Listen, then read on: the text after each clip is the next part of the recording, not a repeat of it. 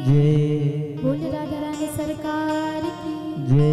भक्त वत्सल हनुमंत लाला की जय। ग्राम देवी शीतला मैया की जय। ने अपने माता पिता गुरु गोविंद की जय। जय जय श्री राधे। जय जय श्री राधे। जय जय श्री राधे श्याम।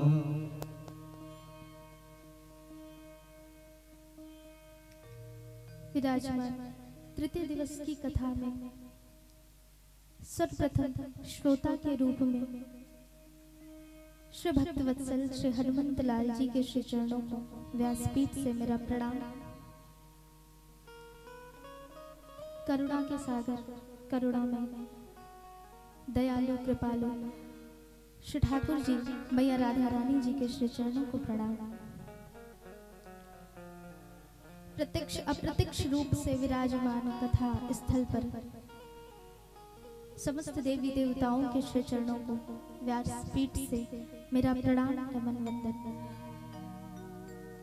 कथा श्रवण पान करने आए हुए समस्त श्रद्धालु भक्तजनों के हृदय स्थल पर विराजमान श्री बांके बिहारी लाल जी मैया राधा रानी जी के श्री चरणों को व्यासपीठ से मेरा प्रणाम भाव भरा राधे राधे आप सभी। कथा के तृतीय दिवस में आज हम सब प्रवेश कर रहे हैं। कथा अनंत है जिसका कोई अंत नहीं है। क्यों ऐसा? क्योंकि जिसकी कथा है वो स्वयं अनंत है। इसीलिए जानते हैं हमारा प्रारंभ और अंत निश्चित है और इसे सब जानते हैं, लेकिन उस ईश्वर आप प्रारंभ जानते हैं और ना ही अंत जान सकते हैं। इसीलिए जिनका ना ही आरंभ पता हो, जिनका ना ही अंत पता हो, उसकी कथा कैसे सीमित हो सकती है? उसकी कथा तो अनंत ही होगी। सहज ही गोस्वामी तुलसीदास जी ने ही लिखा है, हरि अनंत हरि कथा अनंता। हरि अनंत हरि कथा अनंता। जब स्वयं भगवान अनंत है ना, तो उनकी कथाएं भी अनंत है। जिसे जितनी कह ली जाए वो पूरी होने वाली नहीं है। जितनी कह ले पूरी हो ही नहीं सकती। वो कथा है। अच्छा, ये कथा क्यों बार बार की जाती है? क्यों हर जगह कथा कराई जाती है? कथा तो वही है, कथा तो वही है, लेकिन बार बार उसी कथा को हर जगह क्यों कराई जाती है और आप जाकर के बड़े भाव के साथ सुनते भी हैं? क्यों? कोई तो कारण होगा। जानते हमारा स्वभाव क्या है? कोई व्यक्ति एक चीज को आपके सामने 2 बार से ज्यादा कह दे, आप भड़क जाएंगे। क्या वही वही बातों को करते हो? फालतू की बातों को, दूसरी बात करो। लेकिन वहीं पे कोई व्यक्ति आकर के भगवान की कथा को 50 बार भी आपके सामने कहे ना, आप कान खोल करके ही बैठेंगे और बड़े ध्यान से सुनेंगे। ये कथा का प्रभाव है, ये प्रभु की कृपा है। और ये कथा जरूरी क्यों है ये भी जानिएगा। आप नदी पार करते हैं तो नदी को पार करने के लिए नाव की आवश्यकता होती है, जहाज की आवश्यकता होती है। इस पार से उस पार जाने के लिए कोई ना कोई एक माध्यम चाहिए। और अब तो एडवांस हो रहा है सारी चीजें, तो अब नदी पार करनी हो तो ब्रिज बना देते हैं, तो वो भी एक माध्यम ही है, नदी को पार करने का माध्यम ही है। तो इस पार से उस पार जाने के लिए एक माध्यम चाहिए। जानते हो, इस भक्त को भगवान के पास जाने के लिए भी एक माध्यम चाहिए, और वो माध्यम है कथा।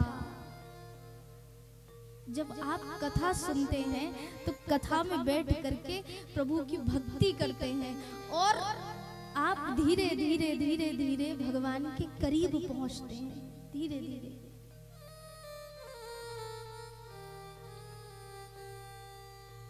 तो जैसे नदी को पार करने के लिए एक जहाज की आवश्यकता होती है महाराज, वैसे ही एक भक्त को भगवान के पास पहुंचने के लिए, एक भक्त को भगवान से प्रेम करने के लिए कथा सुननी पड़ती है।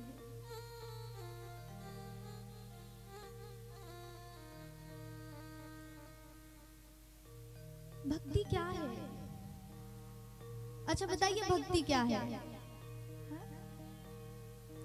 आज क्योंकि चर्चा हम भक्तों की ही करने वाले हैं। कल की कथा विराम ली थी एक भक्त से। कौन थे भक्त? बताइए भैया जी।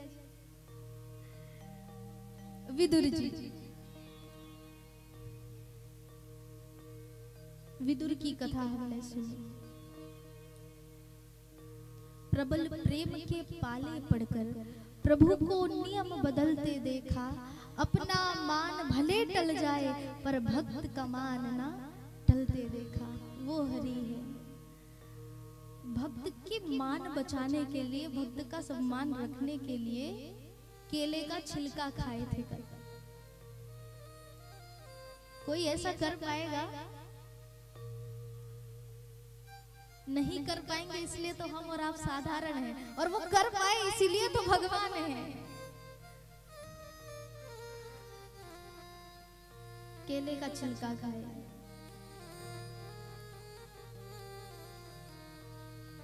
आज भी हम वही भक्ति पर चर्चा करेंगे और प्रभु के अनन्य भक्तों के गुणों का गान करेंगे।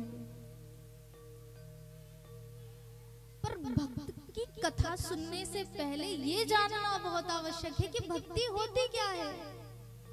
क्या है भक्ति? अच्छा आप बताइए अपने शब्दों में भक्ति क्या है? बताइए। पूजा करना कह सकते हैं, आरती दिखाना, दीपक दिखाना कह सकते हैं, यज्ञ हवन करना कह सकते हैं। क्या है भक्ति? हाँ? जानते हैं ये जितने मैंने आपको गिनाए, ये सारे पूजन अर्चन के विधि विधान है, नियम है। ये भक्ति नहीं है। भक्ति का एक सीधे शब्दों में आप अर्थ जानिए। भक्ति का अर्थ होता है समर्पण। भक्ति का अर्थ है समर्पण, सरेंडर करना। जैसे जब पुलिस चोर पकड़ने जाता है ना, हैंड्सअप कहते ना, हाथ ऊपर करो, अब तुम हमारे हवाले, अब जो भी करना है तुम्हारे साथ वो हम करेंगे। तो वैसे ही जैसे एक चोर पुलिस के सामने अपने हाथ उठा करके सरेंडर कर देता है, वैसे ही इस भक्त को श्री ठाकुर जी के सामने हाथ उठा करके अपने आप को सरेंडर कर देना चाहिए। यही भक्ति है। अपने आप को समर्पित कर देना चाहिए। और हाथ उठा करके क्या कह करके, क्या कह करके, एक बार जोर से कहेंगे सभी। बैठे इतने हो महाराज, बोलते बड़ी धीरे धीरे। ऐसे भक्ति होगी क्या? ऐसे तो भक्ति हो नहीं सकती। एक बार दोनों हाथ उठा करके बड़े भाव के साथ, और थोड़ा खा पी के आए हैं ऐसी आवाज आनी चाहिए, नहीं तो लगेगा भूखे भूखे आ गए हो आप सब। उठा कर दोनों हाथ, क्या कह करके?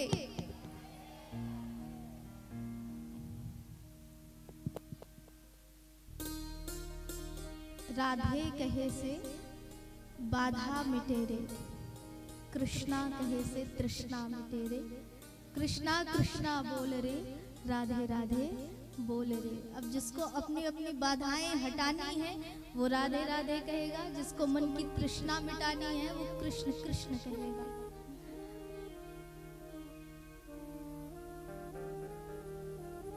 तो भक्ति का अर्थ क्या है? समर्पण। समर्पण कर देना, अपने आप को समर्पित कर देना। भगवान श्री कृष्ण ने अर्जुन से भक्ति बताई। कितनी भक्ति? 9 प्रकार की भक्ति। ध्यान से सुनिएगा। श्रवणम कीर्तनम विष्णु, स्मरणम पाद सेवनम, अर्चनम वंदनम दास्यम, साख्य आत्मनिवेदनम।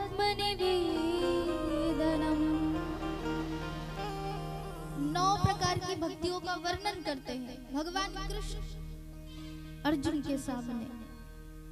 श्रवणम कीर्तनम विष्णु, पहली भक्ति बताई श्रवण करना।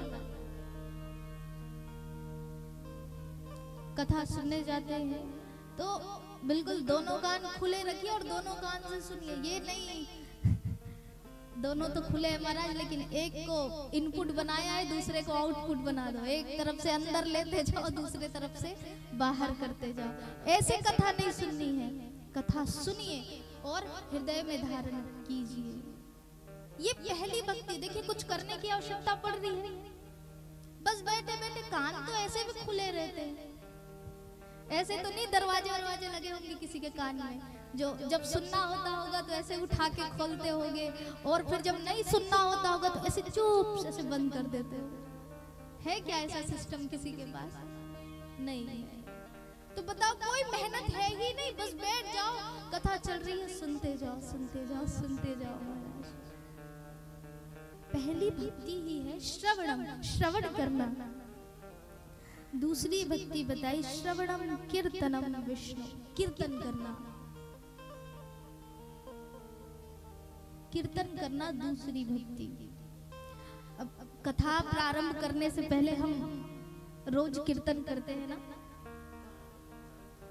क्या कीर्तन करते थे इससे पहले 2 दिन? हम गोविंद जय जय, गोपाल जय जय, राधा रमण हरे गोविंद जय जय। पता है एक बार ऐसे ही कथा में गए थे तो सब कीर्तन किया करते थे, लेकिन एक माता जी ना कुछ बोलती ही नहीं थी, बिल्कुल कुछ ना बोले। 1 दिन हुआ, 2 दिन हुआ, 3 दिन हुआ, हमारी नजर वहीं पड़े। एक दिन बुला के पूछा, माता जी आप कहती क्यों नहीं है? कहा देवी जी कल से कहेंगे, कल से कहेंगे। कल का दिन आया, संकीर्तन चालू हुआ, हमारी नजर उस पे ही थी कि आज तो बोलेगी। लेकिन महाराज जानते हो, बोलती जरूर थी, लेकिन जैसा सबका मुख चलता था ना, उससे थोड़ा सा अलग वो बोला करती थी। अब सुनाई तो देना सबके साथ में ना। अब 100 लोग एक जैसा गाए और 1-2 लोग कुछ अलग सा गा दे तो कहाँ सुनाई देगा। कथा विराम हुई तो हमने पूछा कि आप कुछ अलग सा गा रही थी, कुछ अलग गा रही थी। उसने सोचा देवी जी तो पीछे ही पड़ गए। कहा नहीं नहीं वैसा ही गा रहे थे जैसा आप गवा रहे थे। हमने कहा नहीं कुछ तो अलग गा रहे थे। उसने बताया, आप क्या बताएं आपको। अपनी बेटी को साथ लेकर के आती थी कथा में, तो कहा इनके पिताजी का नाम गोपाल है, सो आप गोविंद जय जय गोपाल जय जय का कीर्तन कराते थे, तो हम क्या गाया करते थे? ध्यान से सुनिएगा। गोविंद जय जय, बिट्टू के पापा की जय जय, राधा रमण हरे गोविंद जय जय। हमने कहा तभी तो कुछ तो अलग गाते हो। पता है ये सारी लीला भगवान देखते हैं तो भक्तों से प्रसन्न हो जाते हैं।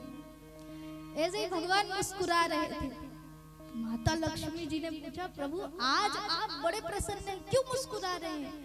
भगवान श्री हरि ने कहा, क्या बताएं लक्ष्मी, क्या बताएं देवी, आज हमारे भक्त ने हमें एक नया नाम दिया है।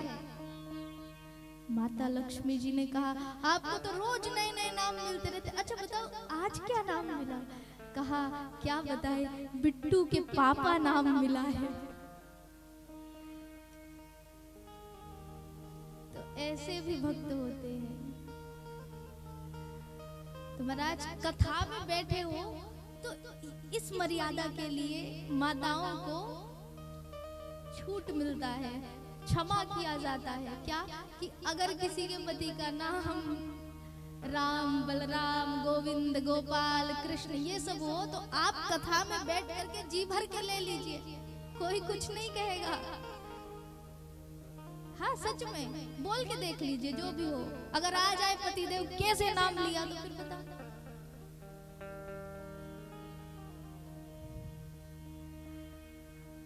छूट है और ये मौका भी है, घर में तो नाम लेने मिलता नहीं है। जी भर के जितना लेना है बैठ कर ले लीजिए यहीं पे।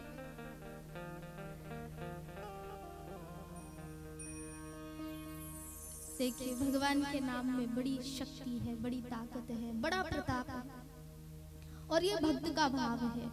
दूसरी भक्ति क्या बताए? कीर्तन करना, जो हम संकीर्तन करते प्रभु के नामों का बार बार उच्चारण करना ही दूसरी भक्ति है कीर्तनम। श्रवणम कीर्तनम विष्णु,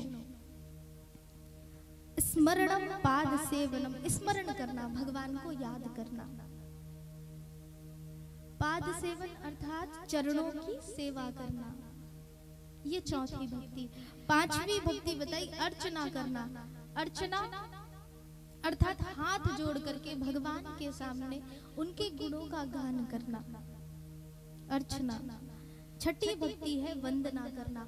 वंदना सिर्फ भगवान की नहीं अपितु अपने से बड़े जो भी है, जिनको आप पूजनीय समझते हैं, जैसे माता पिता है, भाई बांधव है, गुरुजन है, वैष्णव जन है, इनकी हम वंदना करते हैं हाथ जोड़ करके।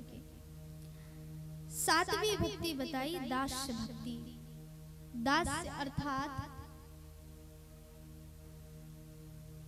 अपने आप को भगवान का दास बना दो, कि प्रभु जो भी अच्छा बुरा सब आपके हाथ में है, ये भाव रख करके जो प्रभु को भजता है वो दास्य भक्ति। आठवीं भक्ति है सखा भाव से, मित्र भाव से। जैसे आप अपने मित्र के साथ व्यवहार करते हैं, सुख दुख अच्छा बुरा सब में अपने मित्र को याद करते हैं, वैसे ही भगवान को भी अपने मित्र की तरह सखा भाव से उनकी पूजन करें। ये आठवीं भक्ति। नौवीं भक्ति आत्मनिवेदन करना, जो भी हृदय में है, जो भी मन में है, वो भगवान से कह डालना, वो भगवान से कह देना, ये नौवीं भक्ति है। और भाव तो यही रहे कि हे बिहारी जी, ये भक्त सिर्फ आपका है और आपका ही होना चाहता है। तेरी चौखट पे आना मेरा काम है, हो तेरी चौखट पे आना मेरा काम है, मेरी बिगड़ी बनाना तेरा काम है। यही भाव रखिए और यही भाव रख करके प्रभु के चौखट पे जाए कि प्रभु मेरा काम था मैं तुम्हारे चौखट तक आऊं, तुम्हारे दरवाजे